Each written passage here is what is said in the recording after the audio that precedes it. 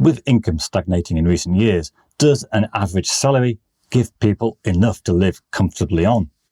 Well, according to the ONS, the latest figures suggest that the average weekly earnings for a full-time job is £728 a week, or £37,430 a year.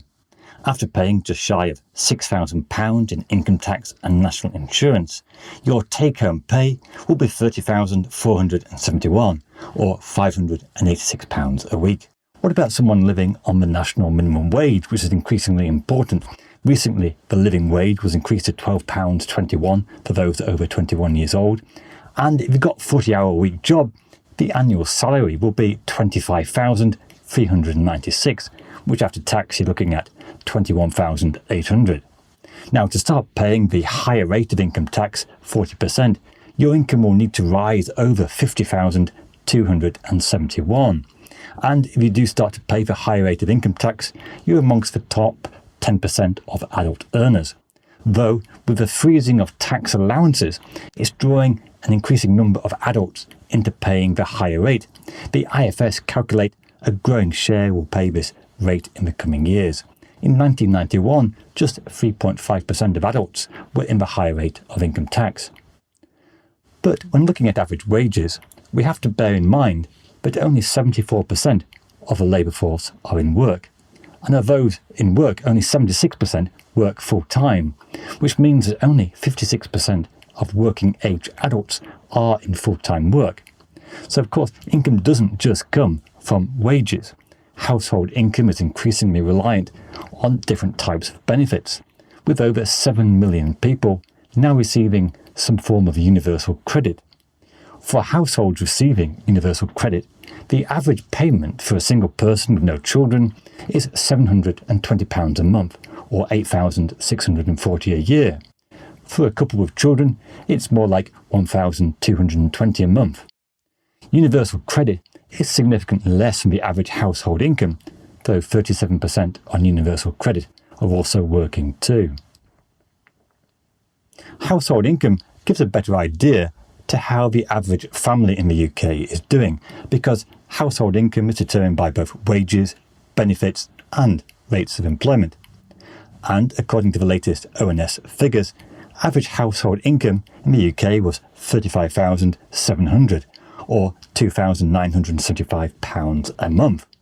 It continues really a disappointing trend of very low income growth over the past years. Certainly, if that past income trend had been maintained, you'd be looking at a household income of nearly £10,000 a year more, an unimaginable improvement in living standards for many people. We've kind of missed out, and that goes back to the financial crisis and all the problems since then. A slightly different measure, the median household income, which measures the income of the lowest 50% of the population, is slightly different, just slightly higher at £36,700. So how does your income compare to the rest of the population? This is income from HMRC. The median salary is £30,000, and this reflects the fact not everyone is working full-time. To be in the top 5%, you need to earn more than £97,900. The top 1% of income earners is an income of over £214,000. Bear in mind that if this sounds relatively low, the top 0.1% will be having some offshore income and assets, not necessarily attracting tax by the HMRC. Interestingly, if you ever wanted to know what counts as wealthy according to the HMRC, they define it as someone earning more than £200,000 a year, or with assets of more than £2 million. If you have between 10 and 100 million, you are high net worth. And for those with over 100 million to 1 billion, you're classed as ultra wealthy. Now, there were 850,000 of these wealthy individuals with assets of more than 2 million. And together in 2023-24, this group paid over 119 billion in personal taxes, a quarter of the nation's personal tax bill. Anyway, away from the world of the wealthy, can you survive on an average salary? Because whilst real incomes have increased only very marginally in the past 18 years, there is a sense that some living costs have increased even faster than inflation. And this is true to some extent for housing costs, with rising house prices and rising rents. A More in Common survey asked people whether they thought their income was enough to live comfortably. Unsurprisingly, 42% of people with income of less than £10,000 either struggle to make ends meet or go without essentials.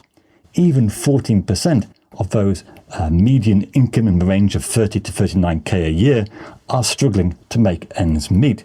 Perhaps of greater surprise is the 6% of those with an income between 80 and 89,000 who are struggling to make ends meet.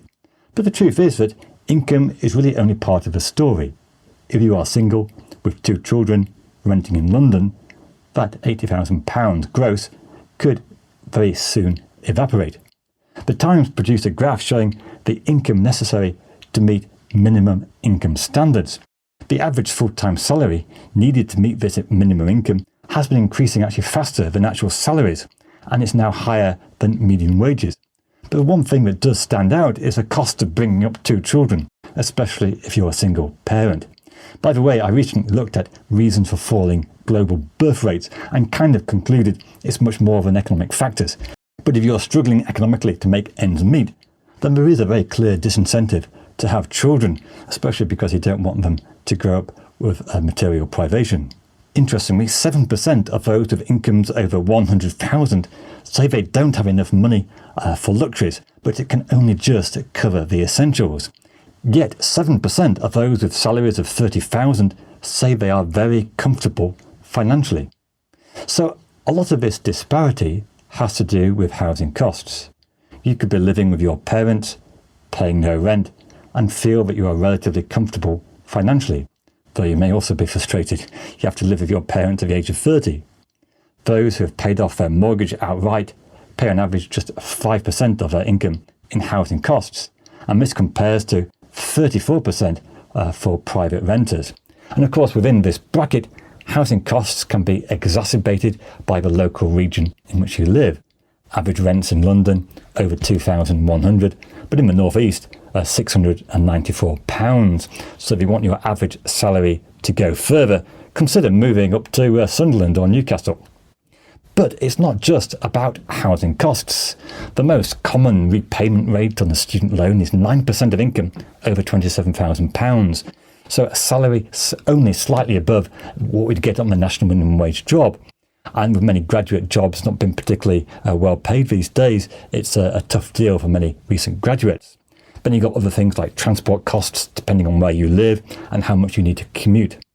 Traditionally, the UK had relatively low food costs, grocery shopping up to 40 or 50% cheaper than the US. If you go out there to a US supermarket, you certainly notice a difference. Now, relatively cheap food costs were a reflection of a very competitive supermarket sector, but also the UK is very much reliant on importing food, and this has made it more vulnerable to international factors, especially in the post-Brexit era, and this has pushed food inflation above the rate of inflation. This graph shows average income and consumption on a daily basis for the UK compared to the rest of the world. You can see that the UK is relatively low compared to other European countries, and certainly the United States. The UK has one of the highest energy costs, with electricity prices well above the European average, though gas prices are relatively competitive.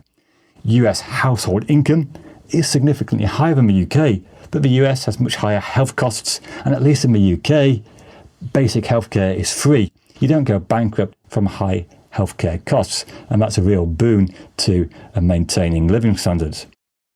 Another big cost of living in the UK, council tax, which is highly regressive, with poorer households paying over 4% of their gross income on this particular tax. And of course, as a general trend, the UK tax burden has risen in recent years, limiting the growth of any post-tax income. So to answer the question, can an average salary provide a decent standard of living?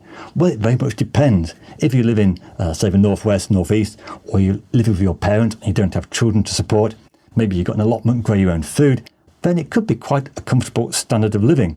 But if you're privately renting in London, commuting to the centre, have 2 children, a student loan, then even 120,000 gross income, which can get a marginal tax rate of 60%, can soon evaporate after all the tax, housing costs and household budgeting goes in.